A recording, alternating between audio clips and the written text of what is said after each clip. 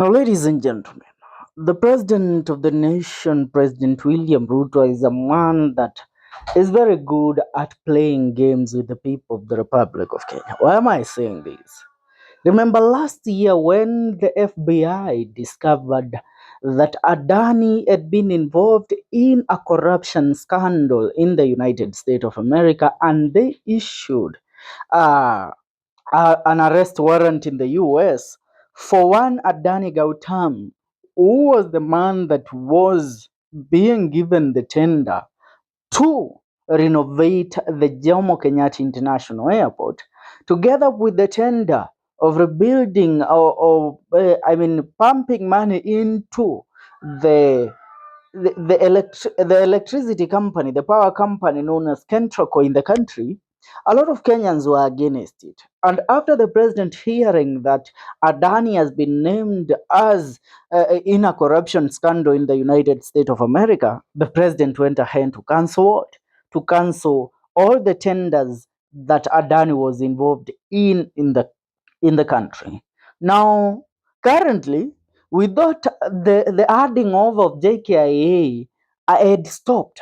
I mean, the whole deal had been stopped. Remember, the first person that blew up the whistle in terms of Adani was none other than Nelson Amenya. The guy lives in France, but he is a Kenyan by birth. He works in France. So after blowing up the whistle, he was criticized. A lot of people in the country who are affiliated with the current government opened up criminal cases against one Nelson Amenya. But now it seems that Nelson Amenya is back with another revelation. He has blown up the whistle again on matters Jomo Kenyatta International Airport. As we are being told, Jomo Kenyatta or JKIA is being handed over to another company from Dubai. Are we together? This is something that has caught up the attention of many Kenyans. As Kenyans are asking the question, Mr. President, until when? Because it seems now we are beginning again from zero, from where we left. We fought Adani, we kicked Adani out of the country. Now you are bringing up another company from Dubai. Is there no any other company all over the world that can win the tender of renovating Jomo Kenyatta International Airport? And why can the government put a system in place that will help in the reconstruction of Jomo Kenyatta International Airport?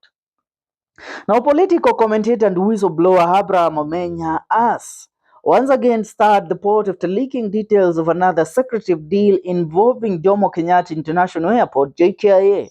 The latest revelation, which has gone viral online, allegedly exposes backdoor agreement between unnamed government officials and private investors seeking control of key airport operations in JKIA. Amenya, popularly known for exposing high-level corruption, claims that the deal was struck without public participation or parliamentary oversight, raising serious questions about transparency. And I quote him: "This is not just about JKIA, it's about how public assets are being quietly sold off." I mean, you all heard that the Bomas of Kenya was sold off. There is also the claim that KICC is being given off to somebody. Hey, Mr. President, these are assets of the people of the Republic of Kenya. So the question that we are having, who are these people? Have we as Kenyans approved the adding of these assets to private entities? Now, sources indicate that the deal involves long-term concessions over cargo handling and terminal management, with fears it could pave the way for full privatization of Kenya's busiest airport. Aviation unions have already raised concerns concerning the move, which could lead to massive job losses and compromised national security. The Kenya Airports Authority (KAA) is yet to officially respond to the allegations. Meanwhile, the pressure is mounting on Parliament and investigative bodies to launch a probe into the deal. Amenya has promised to release more documents in the coming days, keeping the nation on the edge. Let me tell you, why Dubai? There is a relationship that the president has with the Middle East countries, and more so Qatar. Why am I telling you this? Back during the time that when President William Ruto was the DP and was vying for the presidential seat in the year 2022, the president used to make an official visit to Dubai every now and then, together with his lawyer and his PA. They used to fly out of the country several times under the radar, even without the president, then President Uhuru Muigai Kenyatta noticing. So the president, for crying out loud, he has a connection with these countries from the Middle East, more so Qatar, Saudi Arabia, and others, where it is believed that most of his funding in the 2022 general election came from people from those countries. People that were funding him, believing that he, William Ruto, when he becomes the president, he will reward them with tenders and with deals within the government of Kenya. And that is what the president is doing. And we know that the expos on Adani at first, it made it so hard for William Ruto to reward his loyalists from the UAE and other parts of the world. I mean, it exposed how President William Ruto was rewarding these people. Yet, these people are the ones that funded his campaigns back in the year 2022. Now, he told us, I am done with privatization of JKIA. Let me tell you, that airport generates a lot and a lots of billions in the Kenyan economy when in every yearly budget. I mean, JKIA, you can't tell me that the money that comes from that airport cannot be used to renovate the said airport and take care of what? And take care of the employees there. The reason why it becomes very hard for JKIA to fund its own operations is because of the people that are there. The president knows the corruption that is at JKIA. Instead of putting mechanisms in place to control the corruption that takes place at Jomo Kenyatta Airport, he goes ahead to hand over the airport to a private entity, which will destroy the airport fully. Because these companies, they won't lease JKIA for 1 year or 6 months so that they will develop it again and then get paid and then go away. No. A public partnership program, the PPP, is a contract that is going to be signed between the government and the company, and the company is going to run the airport for either 20 years, 30 years, or even 50 years.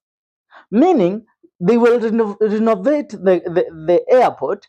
They will be the one that will go there and start the hiring of the people that will work there. They will bring foreigners to work in the city.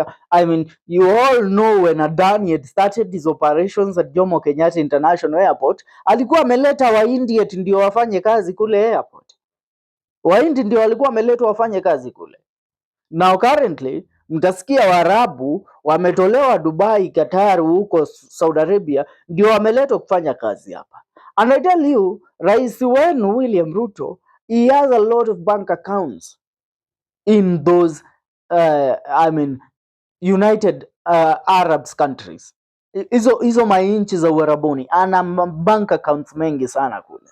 There was one that was leaked back in the year 2021 ambapo ilisemekana akona a bank account worth the billions and trillions of money in Dubai under the Islamic Bank of Dubai. Tunaelewana? Huko ndiko alikuwa akienda, wanaweka pesa kwa akaunti yake, hizo pesa anakwenda anazitoa, anazitumia katika uchaguzi, katika kufund kampeni zake za mwaka 2021 22. Now it's clear, if the president won't desist from this. Alafu, can I remind you that the bombers of Kenya,